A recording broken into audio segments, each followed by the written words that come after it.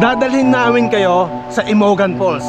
Alright, let's go! Feels like love, Cupid made a shot straight into my heart. Now I'm falling fast and my world's expanding. Feels like love, even though we're kinda nervous. Together we'll be strong. I don't know for sure, all I know. Didn't know what hit me when we started. I was shaking electric, trying to stay calm and collected. Ang Imogan Falls ay may taas na 10 meters. At ito ay nanggagaling sa Imogan Rivers dito sa Imogan. Ang Imogan Falls ay may layo na 1.5 kilometers mula sa Registreran. At tayo maglalakad ng 30 minutes lang. So napakasulit ng daan dito dahil malinis at maganda. So ang Municipal District ng Imogan ay nadiskubre ng mga katutubo. At ang mga katutubong ito ang tinatawag na Kalanguya tribes. Exploring Imogan Falls. Alright, let's go! Like love, Cupid made a shot straight into my heart. Now I'm falling fast and my world's expanding.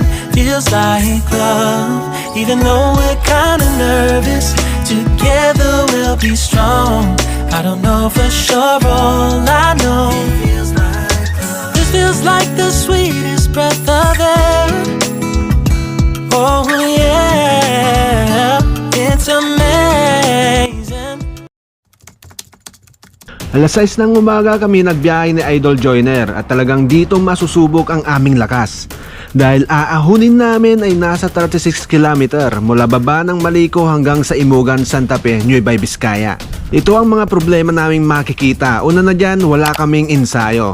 Dahil wala kaming ensayo, kailangan naming tiisin ang kunat ng ahon dito. Dahil para kang aahon ng buso-buso ng Antipolo Rizal, Repal ng Tagaytay at Blackwall ng Batangas. Pangalawa, mahina kami sa ahon. Dahil mahina kami sa ahon, mas mapaparami ang pahinga kaysa sa padjak. Pangatlo, hindi kompleto ang belt bag ng kasama ko. Anong laman ng belt bag mo?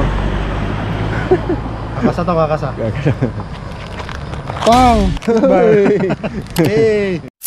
Pero hindi kami papatinag sa kahinaan at kakulangan namin sa ensayo. Ang nagtutulak sa amin para magpatuloy ang anggol naming makaligo sa Imogan Falls. Sa aming pagtra-travel gamit ang bisikleta ay hindi mahalaga kung malakas ka o mahina, mabilis ka o mabagal. Ang pinakamahalaga sa lahat ay marating mo yung lugar na pinapangarap mong puntahan at maging bahagi ito ng kwento mo.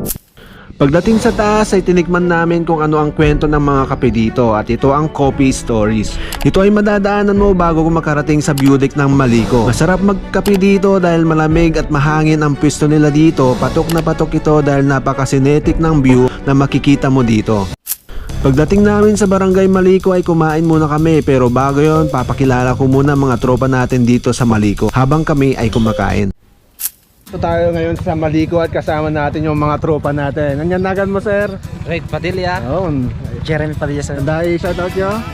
Shoutout para sa Kwan, sa Tragata Light and Sound. Shoutout kay Dance Pragata. Napakalupit ng kanilang sound system. Puntahan nyo lang. Saan makikita ang kanilang? Nicolas. Yun, San Nicolas lang. Cabarwan. Sa? Sitio Cabarwan. Sitio Cabarwan. Natin ngayon si Idol Joyner. Baka may isa-shoutout ka dyan. Shoutout sa mga tropa kong nagbabike dyan. Hoy, magbalik loob na kayo. Anang taga Maliko. Uy, kaway-kaway naman, kaway-kaway. So yun guys, uwian na rin at talagang napakasulit ng napuntahan natin today. So kung mayroon kayong mga alam na magagandang lugar dyan sa inyo, comment nyo lang sa comment section at baka isa na rin sa pupuntahan namin. Alright, let's go.